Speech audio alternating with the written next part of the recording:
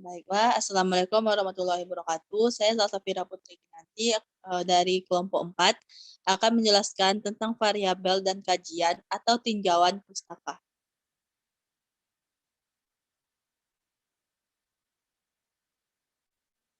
Yang pertama, variabel penelitian. Pengertian variabel. Menurut pendapat beberapa ahli, dapat disimpulkan bahwa variabel penelitian adalah suatu atribut atau sifat atau nilai-nilai dari orang, objek, organisasi, atau kegiatan yang mempunyai variasi yang tidak tetap yang memudahkan untuk mendapatkan data dan menarik kesimpulan.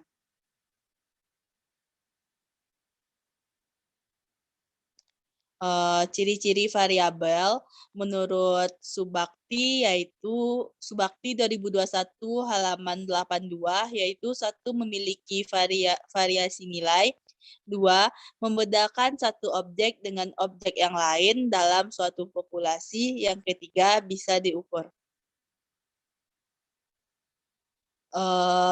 Bentuk-bentuk variabel. Yang pertama, ada beberapa jenis variabel menurut ULFA 2021 halaman 345 sampai 346.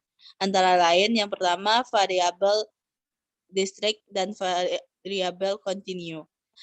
Semua variabel dalam bentuk kategori-kategori tersebut disebut variabel district. Sedangkan pendapatan, suhu, umur, nilai ujian adalah contoh-contoh variabel kontinu. Berikutnya variabel bebas atau independen dan variabel tak bebas atau dependen. Variabel tak bebas dipengaruhi oleh variabel bebas, misalnya gaya belajar, yaitu merupakan variabel bebas. Akan mempunyai prestasi belajar siswa, itu adalah variabel tak bebas.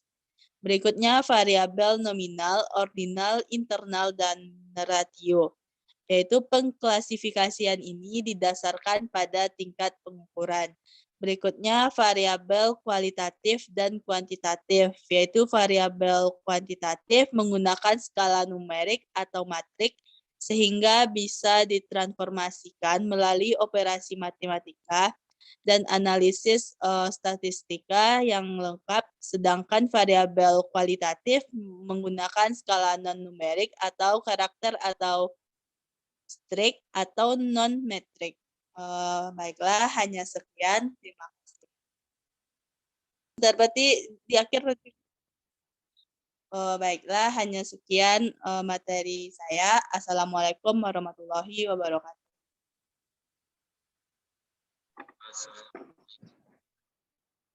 Baiklah, Assalamualaikum warahmatullahi wabarakatuh. Perkenalkan saya Fitrina Yuniska dari kelompok 4 akan melanjutkan materi sebelumnya mengenai variabel dan kajian atau tinjauan pustaka.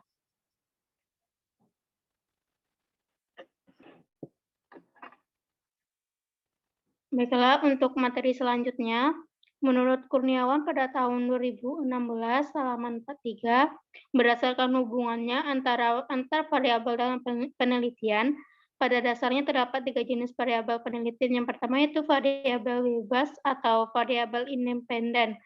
Apabila ada dua variabel yang saling berhubungan, sedangkan bentuk hubungannya adalah perubahan variabel yang satu mempengaruhi atau menyebabkan perubahan variabel yang lain, maka variabel yang mempengaruhi atau variabel penyebab tersebut merupakan variabel bebas atau variabel independen. Variabel ini sering disebut juga sebagai variabel stimulus atau prediktor atau antecedent. Selanjutnya itu variabel tidak bebas atau variabel dependen, yaitu variabel yang disebabkan merupakan variabel tidak bebas atau variabel dependen. Variabel ini sering juga disebut dengan variabel output, kriteria, atau konsekuen. Yang ketiga yaitu variabel moderator atau antara atau interventing.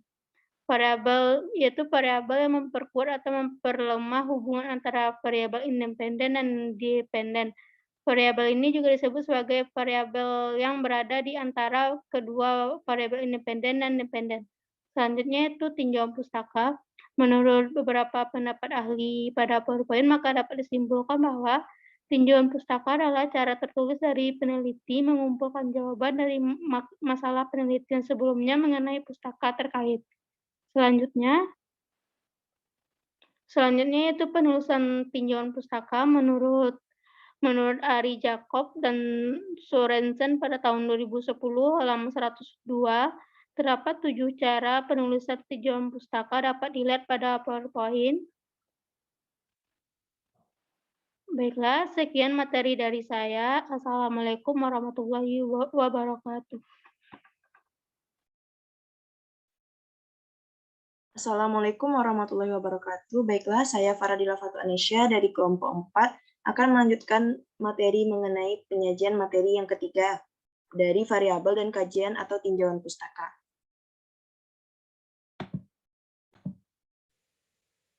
Baiklah, materi yang kedua yaitu penyusunan tinjauan pustaka. Jadi, untuk menyusun sebuah tinjauan pustaka yang baik, ada beberapa tahapan yang harus dilakukan seorang peneliti. Jadi, menurut Creswell dalam Mahanun tahun 2021 menyatakan bahwa terdapat 5 langkah dalam melakukan tinjauan pustaka. Yang pertama, mengidentifikasi kata kunci yang digunakan dalam pencarian literatur. Yang kedua, menemukan literatur tentang suatu topik dengan berkonsultasi dengan beberapa jenis bahan dan basis data, termasuk yang tersedia di perpustakaan akademik dan di internet. Yang ketiga, mengevaluasi secara kritis dan memilih literatur untuk direview. Yang keempat, mengatur literatur yang telah dipilih dengan mengabstraksi atau mencatat literatur dan mengembangkan diagram visualnya. Dan yang kelima, menulis tinjauan pustaka dengan melaporkan ringkasan literatur untuk dimasukkan ke dalam laporan penelitian. Selanjutnya, menurut Mochi dan McAvoy memformulasikan 6 langkah sukses dalam proses penyusunan tinjauan pustaka, di mana langkah pertamanya yaitu melakukan pemilihan topik yang dapat dilakukan dengan memindai berbagai jurnal akademik, mendiskusikan ide-ide terkait penelitian dengan kolega atau rekan peneliti atau pendidik dan fokus kepada satu topik penelitian. Selanjutnya, mencari literatur terkait dengan cara mengidentifikasi sumber-sumber data primer maupun sekunder yang paling relevan dan bermanfaat bagi penelitian kita, termasuk literatur-literatur empiris dan juga teoritis. Selain itu, juga mengembangkan pemahaman tentang berbagai terminologi dalam bidang yang akan dikaji. Kemudian, menurut Margono tahun 2000, halaman 78-79 dalam Solistriarini tahun 2013, terdapat patokan-patokan dasar yang harus diperhatikan oleh peneliti sebagaimana berikut. Yang pertama, mempelajari hasil apa yang telah atau pernah didapatkan oleh orang lain dalam bidang penelitian yang bersangkutan. Yang kedua, mempelajari metode penelitian yang telah digunakan. Yang ketiga, mengumpulkan data dari sumber lain yang ada yang berkaitan dengan proyek penelitian yang akan dikerjakan. Yang keempat, mempelajari faktor-faktor deskriptif dan historis yang ada dan merupakan latar belakang dari problema yang akan datang. Dan yang kelima, mempelajari analisis deduktif dari problema yang telah dikerjakan orang lain. Baiklah, hanya itu materi yang dapat saya sampaikan. Terima kasih. Assalamualaikum warahmatullahi wabarakatuh.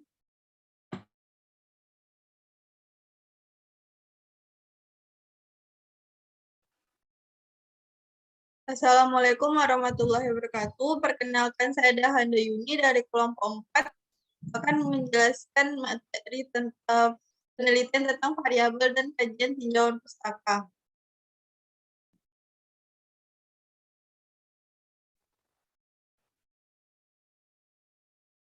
Tiga, fungsi tinjauan pustaka. Menurut Punari Setiosari, literatur memiliki beberapa fungsi, yaitu pertama, membantu peneliti untuk membatasi bidang kajian. Kedua, membantu peneliti menempatkan masalah sesuai perspektif. Ketiga, menghindari replika tentang penelitian serupa sebelumnya. Keempat, mengaitkan ide dan teori dengan penerapan. Yang kelima, memahami struktur isi.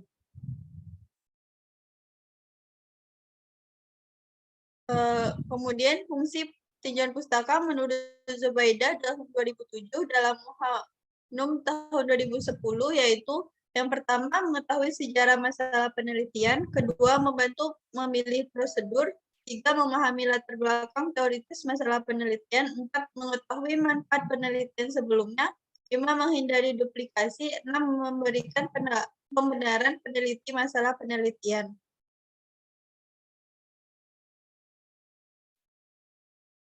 Kemudian menurut Castender dan Hessler dalam Factory tahun 2017, itu yang pertama ada tinjauan pustaka berfungsi untuk mengkaji sejarah permasalahan.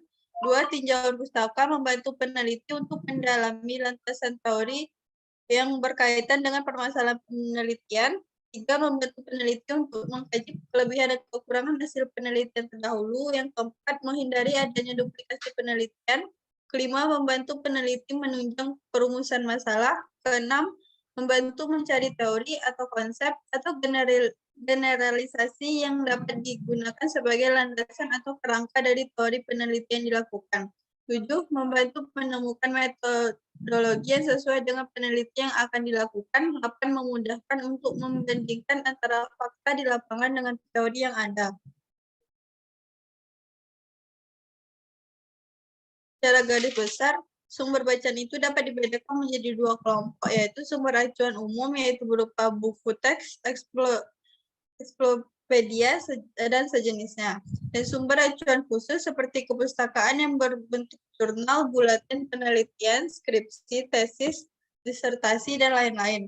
Pada tersebut dapat berbagai bentuk publikasi dalam penyusun tahun 2018 halaman 18.